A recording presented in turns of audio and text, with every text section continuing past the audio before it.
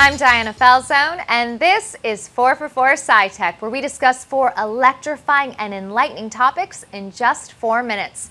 Barbie wants to get to know your child. For real. And yes, that sounds extremely creepy. James, are you going to get this enhanced doll for your daughter? I'm a pushover dad, so the answer is most likely yes. That said, there are some aspects of this Hello Barbie that, I want to know a bit more about.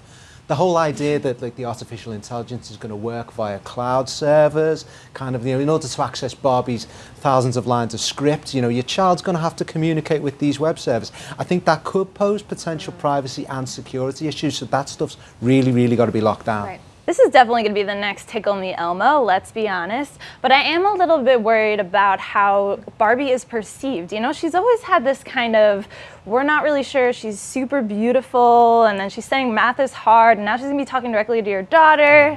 Not sure. Yeah, I mean, going back to your point about privacy, when I was a kid, toys were just like these plastic blocks and you just kind of use your imagination, but now they're like tiny computers, and computers can be hacked.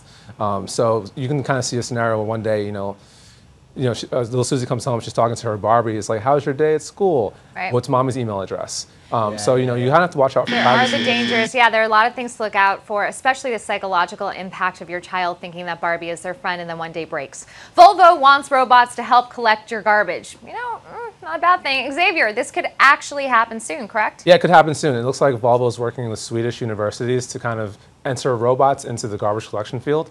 And it could happen as soon as 2016, June. Oh, yeah, so right around the corner. corner. Do testing, yeah. I don't know. I mean, with this, how realistic is this ultimately? The garbage collection is inherently messy. There's a lot of things that go into it. There's a lot of different types of rubbish or garbage. And can robots actually do that? Robots are good for very predetermined things. I'm not sure. I want to see more about that. I actually think this technology is almost a little behind. I get that they're going to have individual robots and that's great, but where I live in New Jersey, we've had these giant machines come in with a robotic arm and pick up our garbage for years. So this seems like something that would be really beneficial in a city environment. So we'll see. Volvo is a luxury company though, so I'm interested. Well, they also said real life environments. So in terms of climate, snow, rain, extreme winds, are the robots going to be able to know what needs to be picked up and how and be able to survive in climate weather?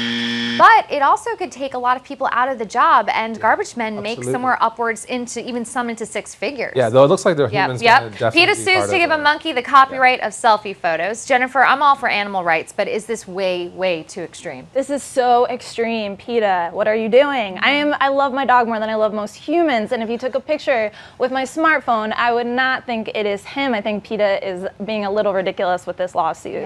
Yeah. I mean, some can say this is like a Robin Hood move on their part, just because the money would go back to these monkeys. But it's kind of grimy. I mean, this just kind of seems like a money grab. I mean, it's a debate, isn't it? I mean, they want to get the debate out there. They want to get people talking about this, which we're all doing, so it's serving its purpose. But I mean, my understanding is that around US copyright, it has been stipulated that copyright belongs to humans.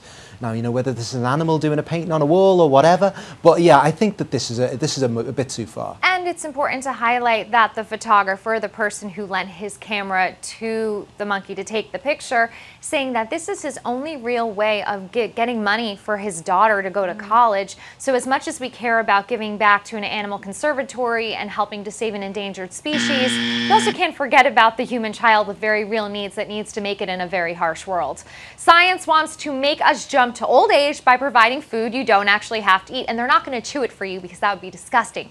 Xavier, please explain. So Soylent is invented in 2013 by Rob Reinhardt. It's kind of popular amongst the Silicon Valley coder set, but basically it kind of packs in all the nutrients that you need into one cup. Oh. They were saying that all of the ingredients would be readable, so that's a positive, but I don't think I could get into just eating a disgusting juice every day. I would rather just grilled chicken. Yeah, I mean, there's something so joyless about this. That's right. I'm sure we all spend too much time eating lunch at our desks and stuff like that, but at least that's food. Yeah. If you remove food from the actual equation and we're just there, and it's great to give people options, if they're busy, I think that's absolutely fantastic, but we're too busy for food is basically what we're saying. Right, we're just going to become worker bees. We might as well be cyborgs then, because eating is one of the greatest joys of life. Julia Roberts depicted this in the movie Eat, Pray, Love, headlining with the word eat. mastication, people. It's about enjoying the food, tasting the food. I'm so hungry right now. I can't imagine taking this away unless you have a reason, medical issue, or it's just one supplement to your entire meal. But no, don't ever stop enjoying your meals. Now I know what we think. Tell us what you think on Twitter with the hashtag 444SciTech, and we will see you there. So did you pack that for lunch today? You did.